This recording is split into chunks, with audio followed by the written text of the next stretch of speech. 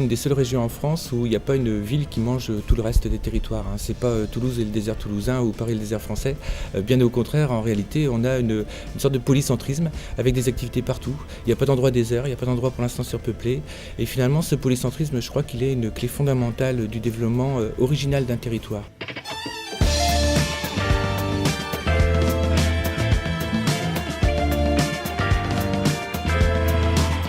C'est au niveau du territoire qu'on va gérer les compétences aujourd'hui, notamment quand on a, comme en Bretagne, un tissu de PME où il faut gérer de la proximité d'abord d'emploi. On a un lieu de vie formidable et où les gens veulent rester.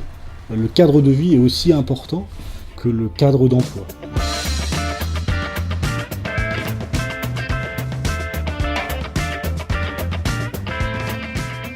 On a même des jeunes qualifiés qui sont allés à l'université et qui préfèrent tenir des emplois sans qualification dans l'industrie, mais dans leur ville d'origine, plutôt que s'expatrier sur un autre territoire, une autre zone géographique de la France.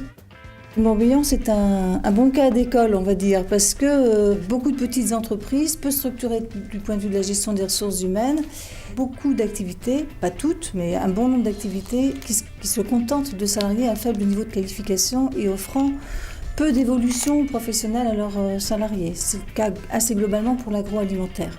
Alors, le Morbihan, c'est pas seulement ça. À côté de ça, on a des entreprises qui sont des entreprises de pointe, de petite taille aussi, avec des salariés de haut niveau de qualification. Donc, on a un peu toutes les gammes de qualification.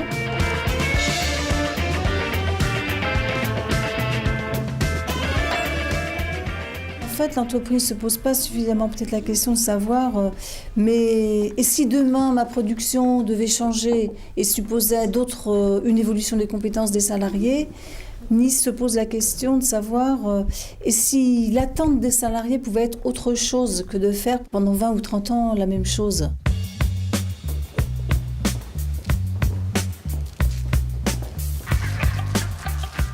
Il est important sur un tissu de PME qu'il y ait un réseau fort, et notamment en matière de ressources humaines. C'est en échangeant ensemble entre PME qu'on va pouvoir détecter quelles sont les compétences qu'il y a actuellement dans l'entreprise, quelles sont celles dont on va avoir besoin dans 5-6 ans par rapport à l'évolution de l'entreprise, mais aussi parce qu'il y a des départs en retraite, parce qu'il y a des mouvements de personnel. Ça va nous permettre aussi, grâce à ça, grâce à une analyse fine fait en termes de ressources humaines, de savoir quelle formation construire pour les jeunes demain.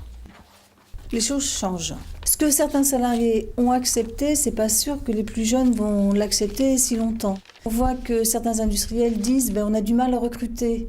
Alors quand nous on leur renvoie l'idée, mais vous avez réfléchi à ce que c'était les métiers dans votre profession, est-ce qu'ils sont tellement attirants, qu'est-ce qu'on peut faire pour les rendre plus attractifs? Je crois qu'il faut multiplier aujourd'hui les lieux d'échange entre les entreprises, les jeunes entreprises et les jeunes. C'est un point capital.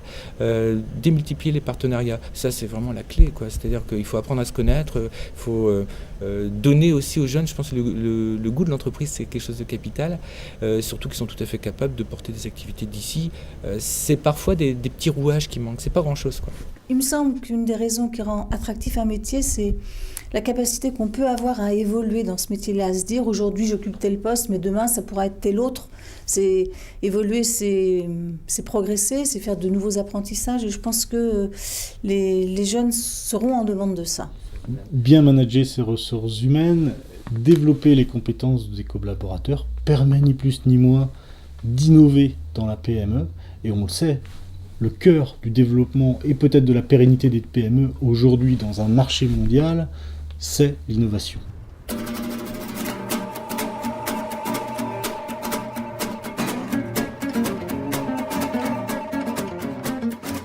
C'est une très bonne porte d'entrée, oui.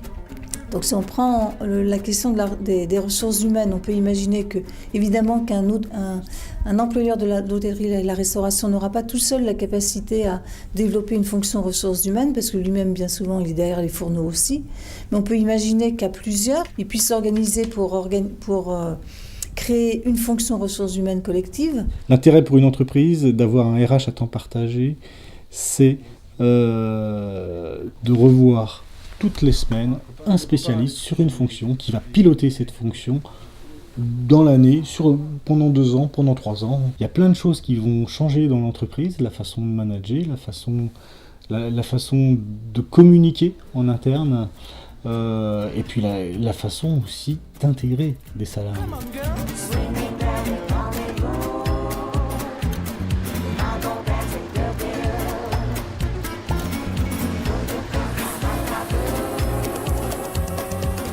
La bonne échelle territoriale, à mon avis, c'est plutôt de l'infra-départemental.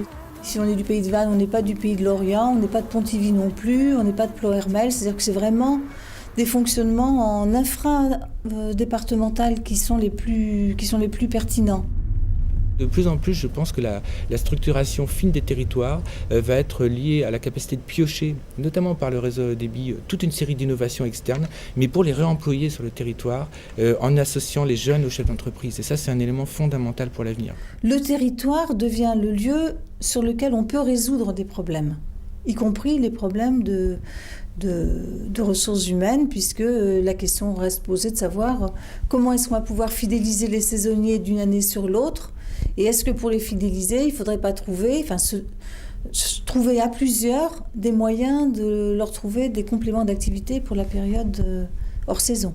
Avec le tissu de PME que l'on a en Bretagne, on va permettre de garder des compétences sur ce territoire, alors peut-être à temps partagé, et ça va permettre aux entreprises de se développer, au territoire aussi de vivre mieux, et aux salariés de s'épanouir et de construire sa famille et sa vie personnelle sur un territoire loin des grandes cités.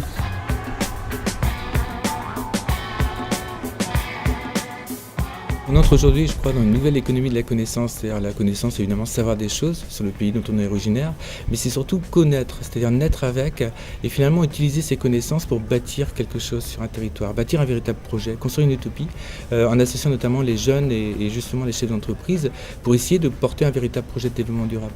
Et je pense que là-dessus, la Bretagne, qui est particulièrement éduquée, elle a vraiment un coup à jouer.